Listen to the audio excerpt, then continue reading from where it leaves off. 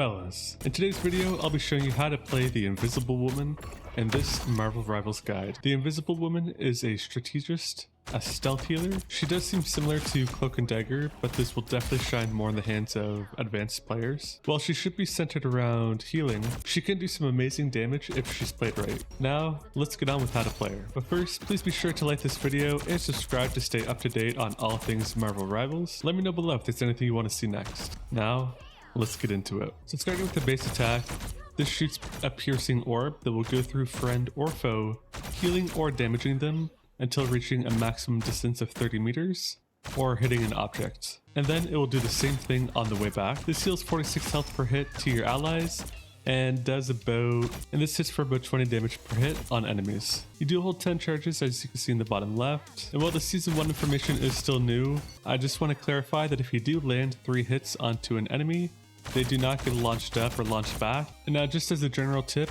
you want to aim your shots around the enemy's feet, or if they're by a wall, by the wall.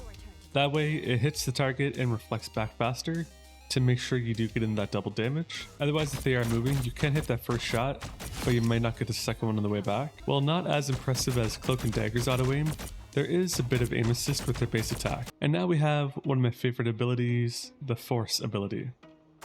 With this, she can send enemies backwards or pull them in towards you. There's about a 8-9 second cooldown with this. This is good for positioning and you can knock enemies off an edge. And so this does hit whatever enemies are in front of you at the moment.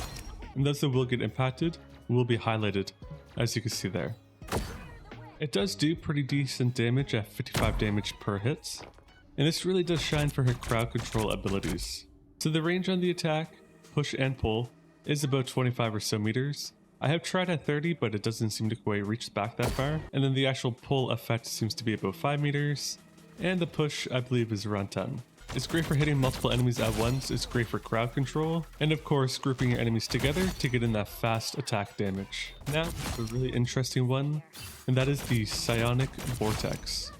With this, you send a burst of energy into a target or a scene, and it will pull enemies in towards it like a black hole effectively. It does roughly 35 damage per second, and it has a max range of about 10 or so meters.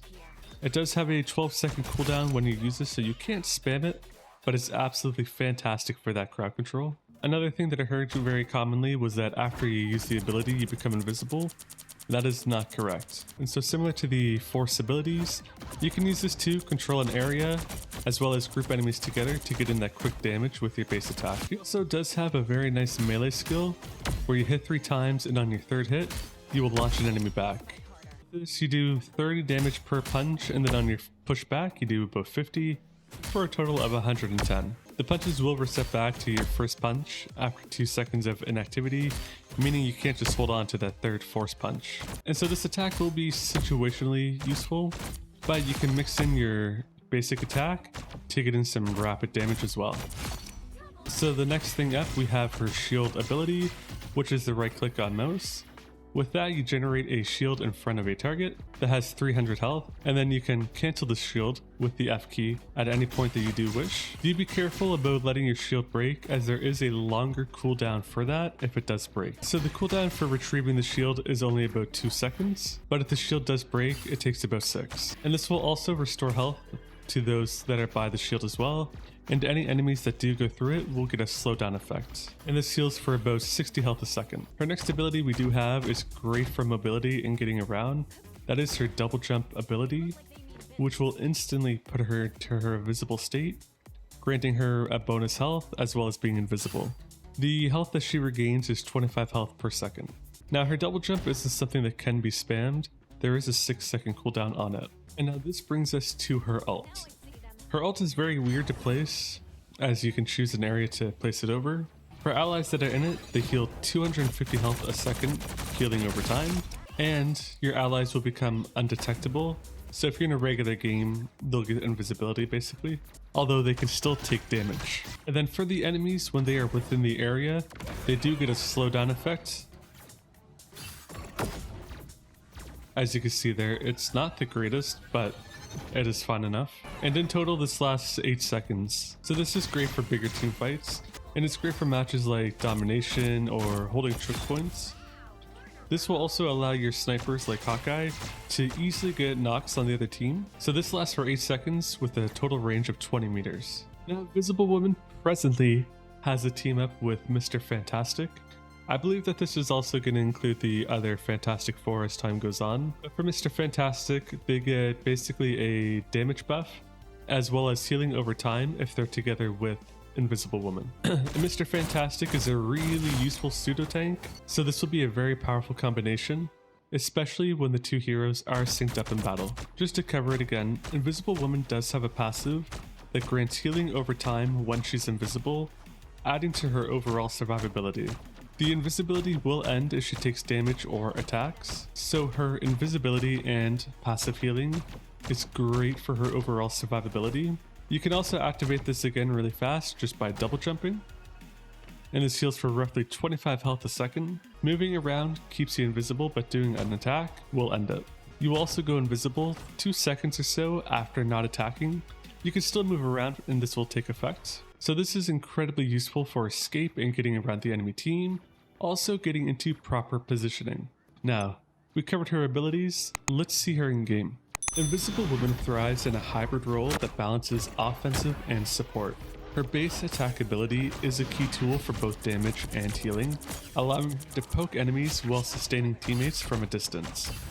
Aim at the ground near the enemies to ensure that both passes of the orbs connect, and so when under pressure, use her double jump or don't take damage to enter her invisibility state, disengage, and allow you to heal over time. Some fun combos that I've tried so far are the double jump, throw shield on the ally, as well as the base attack. So double jump, shield, base attack. Use it at the start of an engagement when your team is taking damage but still has momentum. Start with the double jump to instantly heal yourself while engaging invisibility. Place the guardian shield to protect and heal your allies, and then follow up with your base attack to deal some damage and heal your teammates.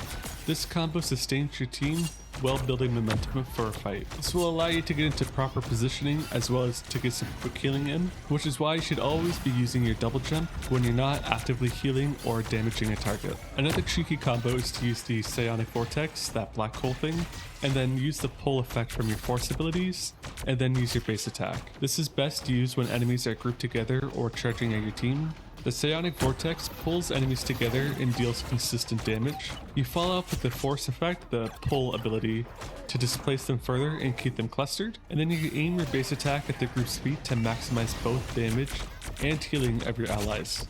This combo will create chaos and set up huge opportunities for follow-ups. In objective-based game modes, the Invisible Woman shines as a supportive anchor. Use your ult to secure key objectives by rendering your team undetectable and healing them rapidly with inside the field. This ultimate is super useful in team fights where it creates opportunities to regroup, recover, or ambush opponents. For example, when an enemy is using their ult, deploy yours to protect your team with health bonus, as well as invisibility to turn the tide of the battle. For more aggressive plays, use the Psionic vortex to pull enemies out of position or to get them off an objective. Meanwhile, the forced push can push away high priority threats or pull in vulnerable targets to your team's range. And of course, you can use your double jump to turn invisible and get some quick healing in, and to position yourself around a target to get in that quick hit. A good strategy is to rely on her melee attack to deal some quick burst melee damage and to knock back the enemies. You can use your double jump for quick repositioning.